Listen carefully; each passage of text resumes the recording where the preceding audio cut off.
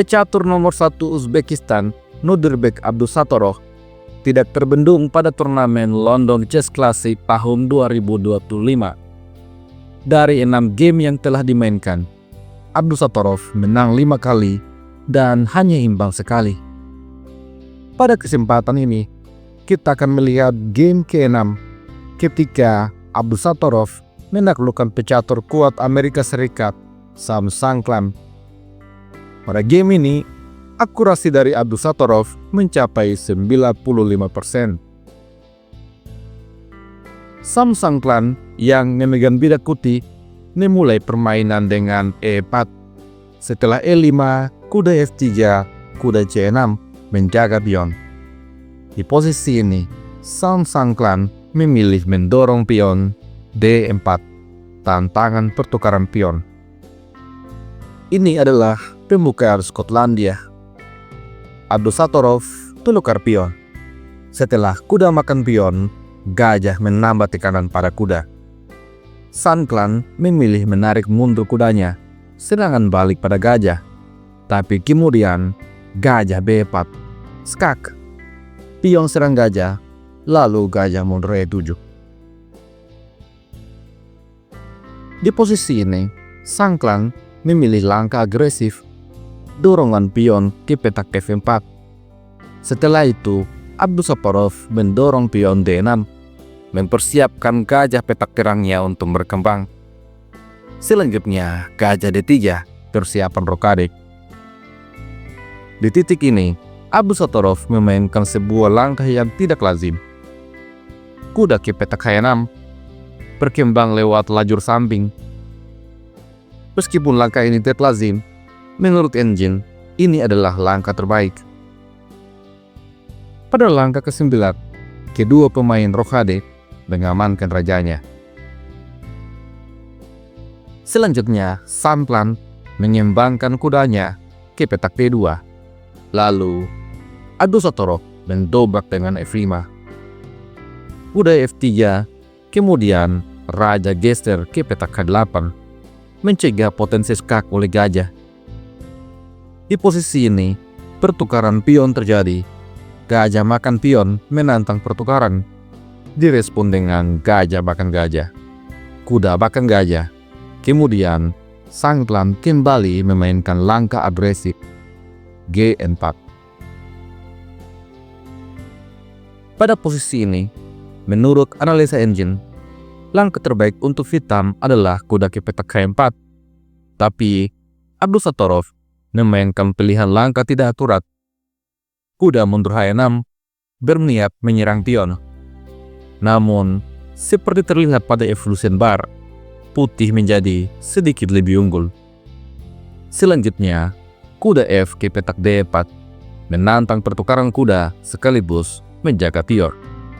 Abdusattorov merespon dengan menteri D7, memberikan ancaman langsung pada pion putih.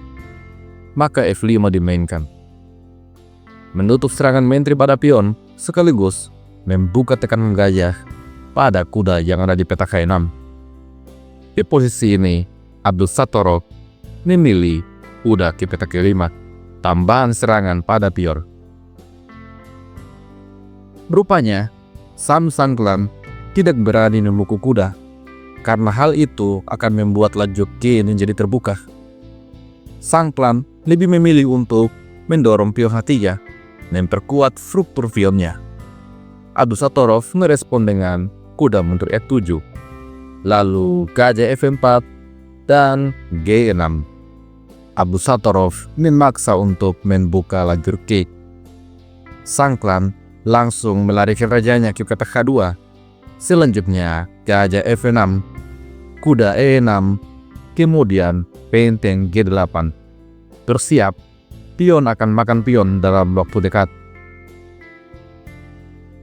Di posisi ini, Sam Sangklam menempatkan menterinya di petak E2, dan kemudian pion makan pion. Pion makan pion. Lajur G secara resmi terbuka. Di posisi ini, Abdusattorov aktifkan benteng A ke petak E8. Selanjutnya, benteng A D1, dan menteri E7. Setelah kuda B ke petak D4, Abdusattorov memancing huru-hara. Kuda G5, tantangan pertukaran kuda. Di posisi ini, gajah makan kuda, gajah makan gajah. Kemudian, kuda B5 berniat menyerang kedua pion hitam. Merespon hal ini, Abdusattorov mengabaikan ancaman pada pion-pionnya. Dia memilih gajah H4, persiapan untuk menyerang Raja Putih. Sampai pada posisi ini, analisa engine menunjukkan bahwa Putih sedikit lebih unggul. Langkah terbaik untuk Putih adalah menteri ke petak K5. Dan Sam Sangklan juga memiliki kontrol waktu yang jauh lebih bagus. Akan tetapi, di posisi inilah Sam Sangklan mengacaukan semuanya. Dia memainkan sebuah langkah yang tidak tepat, langkah yang membuatnya tertekan. Dia mainkan benteng D4, berniat menyerang raja. Nobirbek Abdusattorov langsung mendapatkan momentumnya. Di posisi ini, Abdusattorov memainkan gajah G3, skak. Setelah raja ke petak H1, pion C5, benteng terancam. Dengan langkah ini, Abdusattorov ingin mengusir benteng dan menempatkan menterinya ke petak H4. Maka Sangklan mainkan benteng E4, mencoba untuk mempertahankan petak H4. Tapi kemudian D5, benteng diukur mundur ke petak H4. Setelah itu D4. Sekarang menteri siap untuk menempati petak H4. Maka dari itu, Sangklan memainkan langkah pencegahan, menteri E4. Akan tetapi, Nobirbek Abdusattorov punya rencana lain. Di posisi ini, dia mengubah arah serangan. Menteri ke petak D7, serangan pada sayap menteri. Kuda putih terancam. Sangklan kemudian mendorong pion C4, mempertahankan kudanya. Namun, di titik inilah Abdusattorov mengeluarkan sihirnya. Pertukaran pengorbanan, benteng makan kuda, langkah pilihan. Tentu saja, pion harus makan benteng supaya tidak terlalu kalah secara materi. Lalu, menteri makan pion, memberikan ancaman skakmat. Sam Sangklan mencoba untuk mencegah terjadinya skakmat dengan benteng F5. Namun, menteri H6. Di posisi ini, Sangklan coba untuk bertahan dengan menteri G2, tapi kemudian gajah F4. Sampai pada posisi ini, Sangklan betul-betul tertekan. Kemudian, dia membuat kesalahan fatal.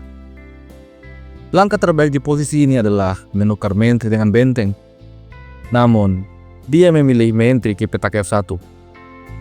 Di posisi ini, Abdusattorov langsung menyerang dengan menteri C6. Sampai pada posisi ini, Sam Sangklan menyerah. Langkah terbaik untuk menutup skak dengan menggunakan menteri, kemanapun itu tidak akan berhasil. Misalnya, menteri ke petak F3, maka menteri makan menteri, dan skakmat. Kalau ke menteri ke petak G2, maka menteri makan menteri, juga skakmat.